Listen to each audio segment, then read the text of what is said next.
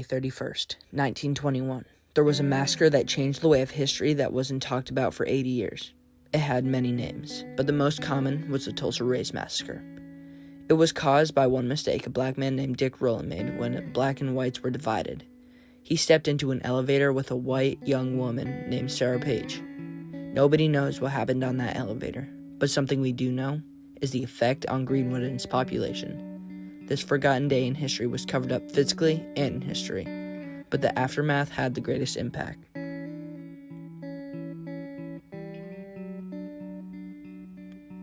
Tulsa and Greenwood had a long, complicated history. Tulsa was part of an Indian territory in 1830 to 82. Some of the tribes were the Choctaw, Cherokee, Muskogee, Chickasaw, and Seminole people. Tulsa was first settled by Turtle Clan between 1828 to 36. The Turtle Clan members named it Tulsa, meaning Old Town. 1882, the population of Tulsa was about 200. Railroads reached Tulsa that same year for cattle trade, migrating to the north and west in hopes of escaping the economical and political restrictions of blacks in the south. Tulsa began to have an uprising in citizens. There were more than 10,000 residents by 1921. It was first community in the country with black-owned businesses. Neighboring towns were full of white people who didn't like Greenwood because of the black population. It was the largest, wealthiest of Oklahoma's African-American communities. They were very rich in oil, making them middle class or above. Also, another reason why they migrated there. Bob Glenn, a young black man, discovered oil in Greenwood, which is known as the oil capital of the world in 1921. Dick Rowland, a 19-year-old young man, walked into an elevator with a young white female who was running it. Rowland knew it wasn't a good idea to walk in the elevator all by himself, but he did anyway. Rowland supposedly tripped over Sarah, but all they heard was a scream and watched Rowland flee the scene. Rumors spread and spread, going from tripped over her to rape or sexually assaulting her. The next day, he was arrested for sexually assaulting Sarah. White people stormed where they were holding Rowland, demanding them to turn him over.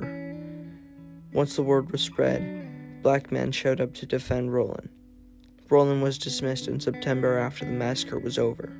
There was many different perspectives of the incident, from a black man saying he tripped over her and should be let free, to a white man saying that he sexually assaulted or raped her and should be killed or locked up in prison for the rest of his life.